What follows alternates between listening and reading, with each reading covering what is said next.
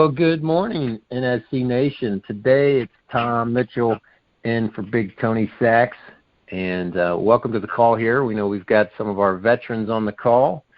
We've got some of our newbies, and we've got some of the folks that are just checking us out. So welcome everybody here on the call, and it's a pleasure to have you. And we know you're going to get something useful out of today's call. I'm not a coffee guy, but I've had my I didn't have my Wheaties. I was going to say I had my Wheaties today, but no, I have Honey Nut Cheerios. So, as Tony has his 5 cups of coffee, so he's all wired. I've got to get something in my belly. I didn't get my exercising out there today just yet, so probably exercise when I get off the call. So again, welcome. And I know in this coronavirus thing, it's still kind of crazy. We've got some of our folks still just kind of, hanging tight, letting everything die down, going the down low as far as just obeying everything. And, other folks we got out there just hitting it and putting up numbers and continuing just banging doors. And yesterday myself, I had a gentleman up from Cincinnati that I took around, and just a great guy, comes to us out of kind of the beverage industry actually, where he had filled up his basic job, he would sell CO2 and nitrogen for filling up all those pop machines and beer kegs and so forth at bars. And of course, with all that stuff being shut down, he's found himself in a spot where nowhere to sell those products. So he's going to come and we're going to come on. It's going to be a great fit. Looking forward to seeing him do well. But anyway, let me kind of get into today's topic. Thanks for being on the call. And today's topic is on goal setting. And so one of the big things when we're goal setting, and there's been so much stuff, in goal setting forever. You go all the way back to Zig Ziglar's and some of the even go back further than that, the Dale Carnegies and some of those folks that go further back to originally setting goals. And I'm a biblical guy. You can go back into the Bible where it says Habakkuk, and it says make plain and write down the vision. And so there's always been a measure of when you try to set the goals and you try to figure out putting down on paper what you want to do and what's in your heart. And I think what's kind of happened, and most of it's all good, and through the different things, the Stephen Covey and the 7 Habits of Highly Effective People and all these things that have just kind of come through the last 10, 20, 30 years, and they've really tried to harness out, it's not just about setting the goals. It's deeper than having a goal, that we've got to have, number one, some sort of vision that fuels and pours into our goals, so that it's not just something like we're setting up something on paper so that we can achieve X, but that there's something that's pushing us. And one of the more recent things, again, I forget the guy's name. It was Simon, slipping my name, but Simon that talked about, he was the first guy that really coined on one of those TED Talks, what is your why? And if you can figure out what that is, your why that gets you out of bed in the morning, that drives and makes you want to thrive, what that is, that again, that's going to help fuel your goals and fuel your hearts. And the reason that everyone's kind of in the last 10, 20, 30 years has gotten to where they want to figure out what the vision is or what the why is behind the goals is because if any of you have ever set a New Year's resolution or a goal, you found that at some point the majority of us, I forget the exact statistics, but the majority of us, quote unquote, peter off very quickly and somewhat, in a pretty short time frame of our New Year's resolution, whether it's a diet goal or a work ethic goal or just even sometimes even your goals for your business or for your year, what you're trying to strive towards. And so what I think all the psychology behind that is why has the burnout occurred? Why do people peter out? And ultimately when they get down to it, that's why everyone's decided, and society and the business world has tried to say you peter out on if you set just a random goal, you run out of momentum and you run out of steam, because anyone can get rah-rah'd at a certain date or a deadline or a point. But when that rah-rah wears off, what do you have left in the tank that's going to continue to push you and make you drive and make you thrive and continue on? And it's got to be deeper than I just want to lose 10 pounds, or I just want to get in better shape, or I just want to get one more sale, or I just need to have a better income. You've got to have something that's thriving it. You're like, why do you want to lose 10 more pounds? Why do you want to have one more sale? What is it pushing you? What are you trying to do that's deeper than that underlying goal, which is always why. So that's where everything's come to, is you got to have a vision. You got to have a picture. You've got to have this why. And I believe that that's huge, because that is ultimately what keeps you from being burned out. That's what helps you when you have these things that are non-negotiable in your life. That there's a reason that something has become non-negotiable in your life, and there's a reason why you push through and you carry on even when you don't feel it, because that's the biggest thing is.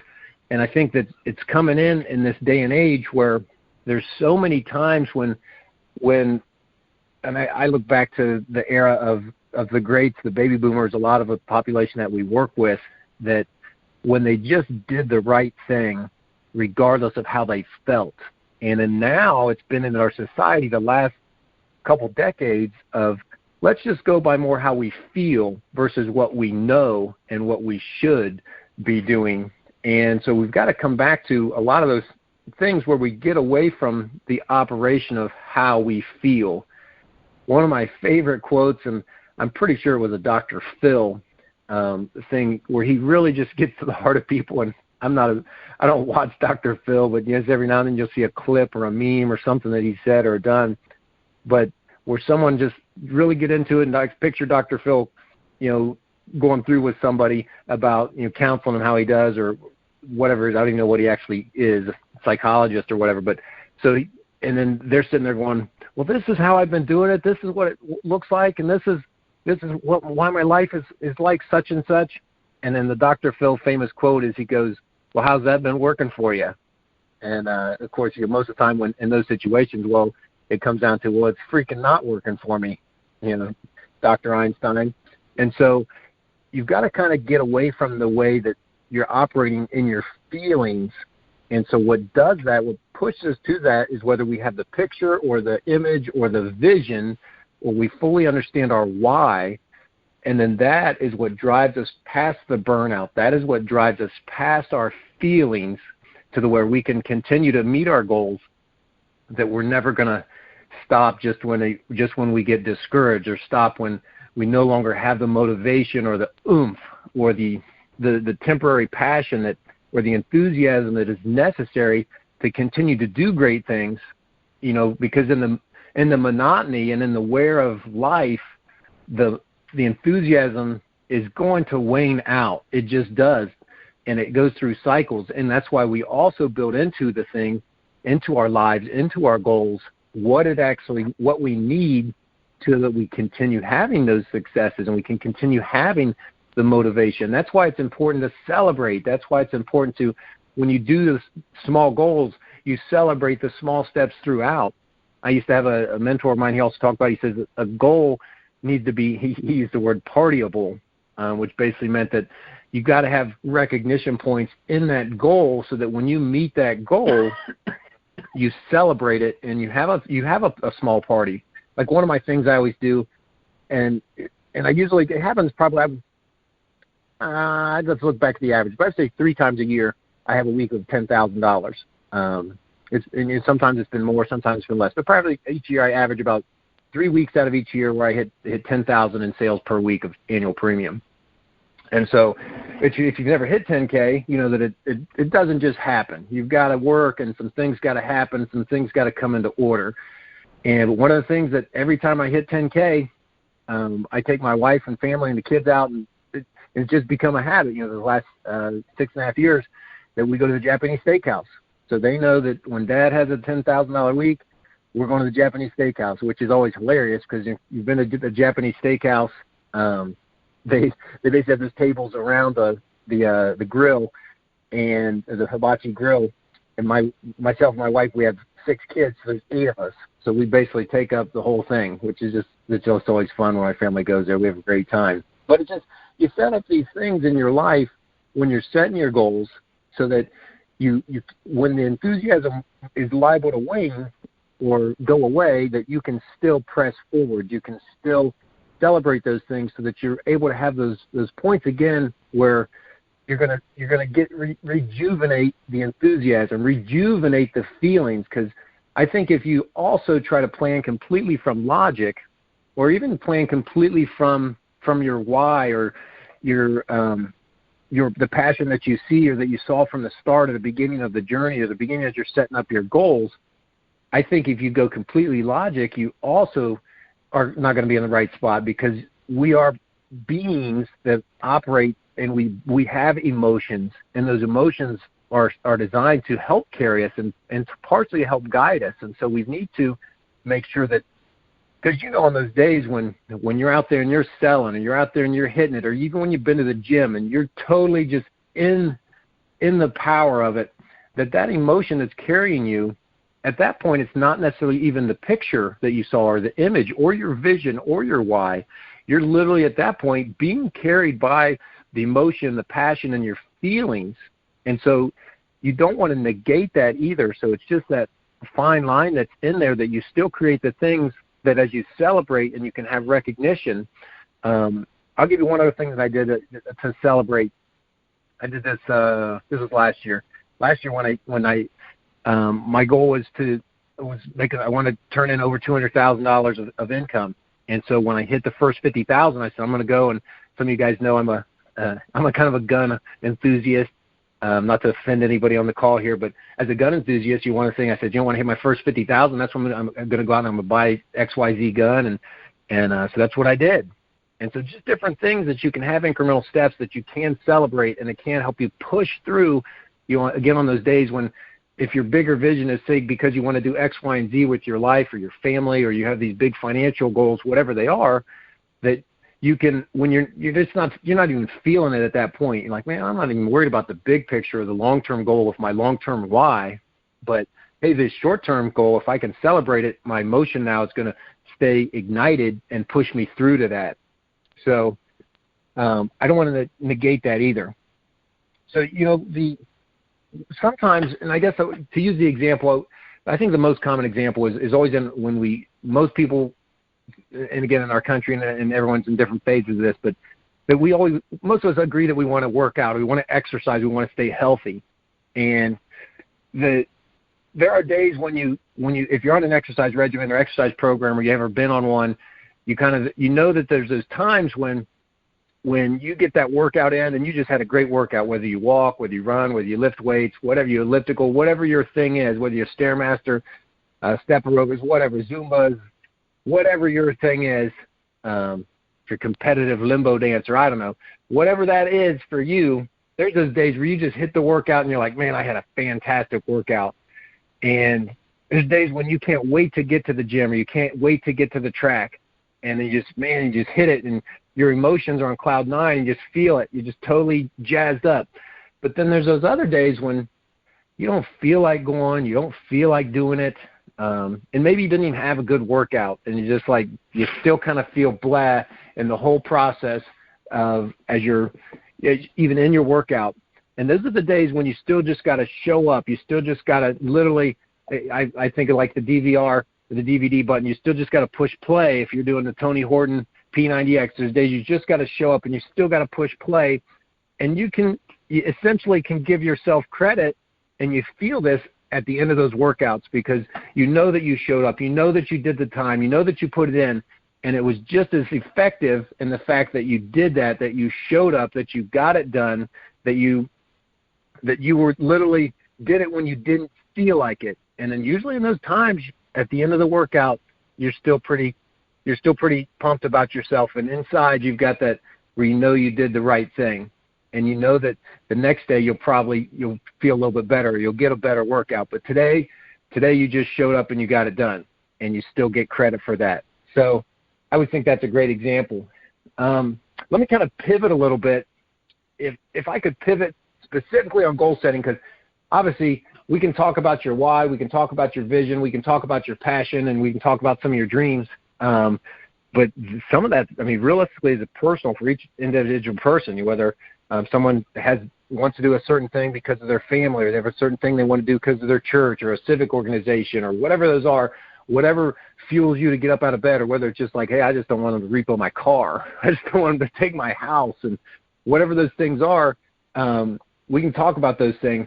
But specifically, I want to spend another if I could spend another 5 to 7 minutes to talk here some of our goals that at National Senior Connection, and when we're in the sales that we are in, I said all that preface just to kind of go into this, that one of the phrases, and I love quoting Tony. I think Tony thinks it's always funny when I'm quoting him and saying his things back to him. But one of the things, because Tony said some great things, and he's always said, and I think he even got this from one of his mentors, is that we live and die by our goals.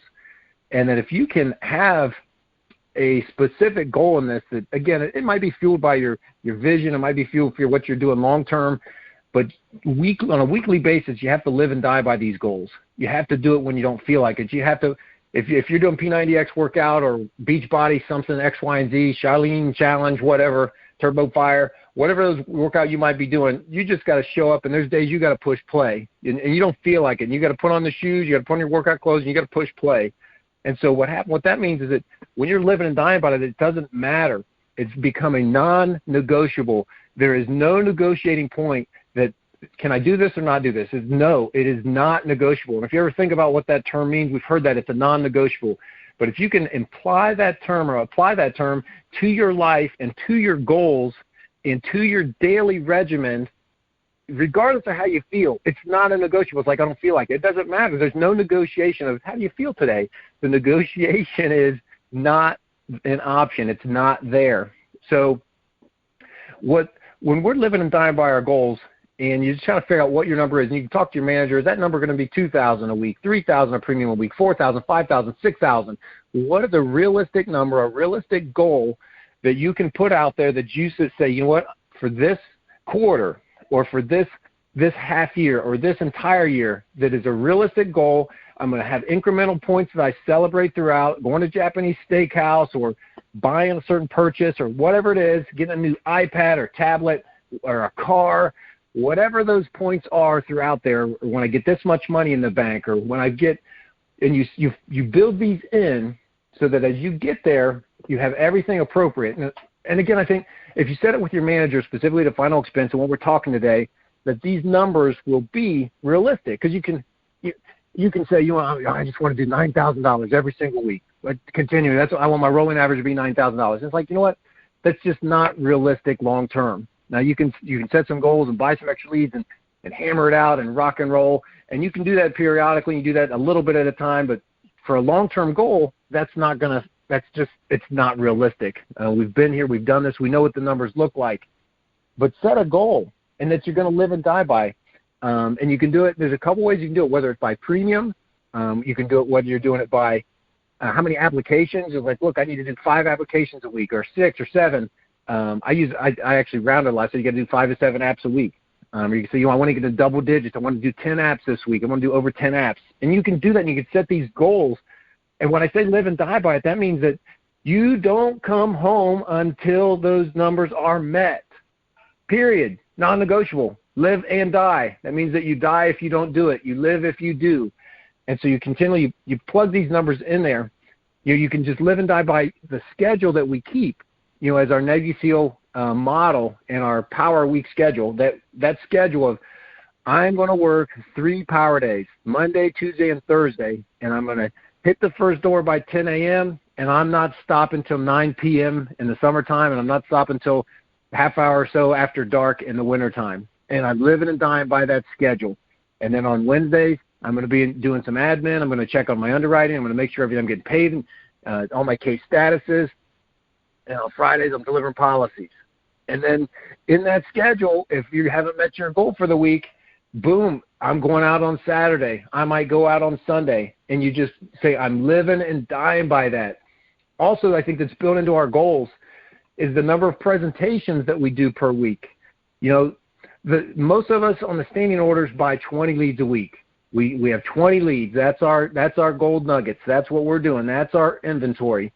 And with those 20 leads, we want to get 15 presentations in front of 15 people. And so normally the way the statistics work, with 20 leads, you get in front of 10 in 10 houses, just roughly. I mean, sometimes a little more, sometimes a little less. But of those 20 leads, you should be doing 10 presentations. And in those 10 presentations, there should be 15 people, because some of them will be married couples. So you want to be talking in front of 15 people and you should be able to close half of those people. So half of 15 people is 7.5 applications. So if you say, that's going to be my goal, that's what I want to do, I'm living and dying by that. I'm going to buy my 20 leads. I'm going to get in front of 10 households, and I'm going to be in front of 15 people, and I'm going to close 7.5 applications of those 15 people that I presented to. And so just different things. I think also you can set up a referral goal. I mean, there's a rhyme and a reason why when we're calling out our numbers, we say, how many presentations did you do? How many applications did you take? How many referrals did you get? How much annual premium did you get? And so we want to make sure that we are getting sales from referrals. I didn't do it so much last year or even this year, but I still track it. But I was intentional 2 years ago, and I said, I'm closing at least one deal a week on a referral. And so, if on an average sale we're making $600 to $700, guess what my income did that year? When I made sure that I was closed, and when I had that as a goal, I made sure I pushed a little harder to get referrals. And so we've just got to set those up so that we're doing that. So those are the nutshell things that I think in this business, in this final expense, that if we can really hone into, that we can set our weekly goals, live and die by those goals, whatever they are, whether we're doing it from a weekly premium standpoint, an application standpoint, because you can't always dictate the size of the application. You can look at the average of what you have average written, and then kind of see what your average has been, and then you can work on increasing that by upselling the people, by putting riders on the programs. And so you can work on that by even asking for additional, or maybe making sure you're closing some of the bigger deals on the replacements. And so you can work on that. But if you specifically set a goal and just say, you know what, I know I got to do 6 applications a week, and then just trust it up that I know if I do these applications, the numbers, my average has been this, and that's where it's going to fall. That's where it's going to fall under. And so you can do it from that standpoint. And then even, like I said, by the calendar, you just know it's a non-negotiable. And sometimes you've got to figure out what these non-negotiables are, because everybody has different parameters that pull in their lives, whether it's the kids or their marriage or other things of, hey, I've got this appointment. And Tony has always said, and I love referring back to Tony, where when we've all worked in our secular jobs, there were certain things that, hey, if we needed to go to the dentist or whatever, you couldn't take little Joey to the dentist. And so you had to figure out a way to make that happen. And again, we do enjoy our flexibility. And so what I would say in that, when we need to live in the flexibility and enjoy the flexibility, and we always say this, we work hard, we play hard. And so that when we're doing that, we just make sure we've met our goals. And so one of the things that we try to do, and I know my wife's tie up with certain things, is that if she's going to schedule appointments where she's going to most likely need me to run the kids around, what we do is we try to do that towards the end of the week. Make a dentist appointment or a doctor's appointment or whatever we've got to do, that it's on Thursday or Friday, so that I can just realize, oh, wait, I got to hammer out and meet my goals early this week, because I know I'm taking this extra time off later in the week, or I've got this family time I'm going to be spending, or if we're going to go camping, and I'm definitely taking that Friday off because we want to get out the door on Thursday night. I just know, I've got to hammer it out a little bit earlier this week. So you can be so figure out which things it is that you've got to be flexible on, because we do enjoy the flexibility, where this is why we like being our own boss and why we don't like working in corporate America, because not only do they limit us on how much income we can make, they limit us on when we can go and when we can't go. And so, again, so we enjoy that flexibility, but build your goals into that flexibility so that you're still making sure you're living and dying by those goals, and you're doing what you need to do to get done first. So I know that for goal setting, some people this is just like hearing it. You've heard this 9,000 times. Some people this might be the first time you've heard it.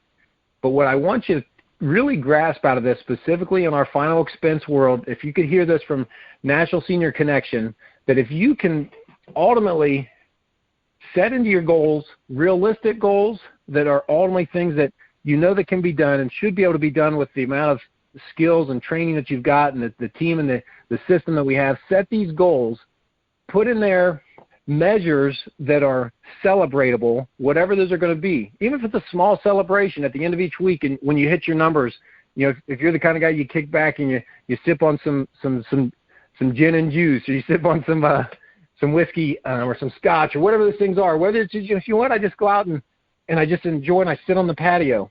I'm going to find that thing that you can celebrate, that when you've met your goals and you feel confident that you can celebrate. And then have those intermediate celebrations, whether it's a $10,000 week, or when you hit a quarterly goal that, hey, this is where it all came together and I hit this quarterly goal. Celebrate those things. That'll keep you going, or it's going to be a purchase that you make so that it continues to fuel the emotional side of that, so that you're continuing as you're meeting your success and you're growing your success, that you're actually not going to let that wane, and that you're going to reward yourself and your family and the loved ones that support you or that you're a part of and that are on your team. So build those in. Talk to your manager. They can help you with this. They can encourage you with this. But the last thing I would just wrap up with, we can tell you the system. We can tell you the recipe for success. We can show you the secret sauce of what others have done and what we've done, but we can't do it for you. And so we are so glad to help you and encourage you and show you the road and to even give you the outline and just help you build this. We just can't do it for you. You know, it's just, the one thing, and I've done a whole talk on this, and this wasn't my original, but they said that you can never continually, if you're on a base, picture this on a baseball field, you can never continually hit the ball and drag Charlie around the bases. You know, you can't hit the ball for Charlie and then drag him around the bases and score and have Charlie continue to be a productive, successful person that's happy and satisfied with life. So we can show you how to hit the ball. We can show you how to run around the bases, and we even help you do it. But ultimately, you've got to have this passion. You've got to have this fuel inside. You've got to have this thing that drives you, that motivates you. And even if you don't, because there's different times and drains when you're not feeling it, just continue linking arms with us. Continue linking arms with your manager, with your team.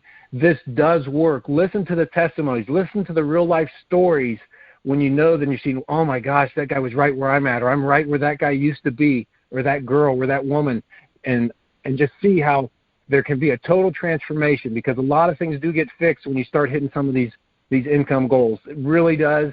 It allows you to see more clearly. It allows you to have some more vision. And I'm not by any means in shape or form saying that money is the end all, but I am saying that it does fix a lot of things, and it does help you see a little bit better at the end of the day. So thanks for listening today, and go out there. Those of you that are going to do it, I just pray you go out there and have a great week.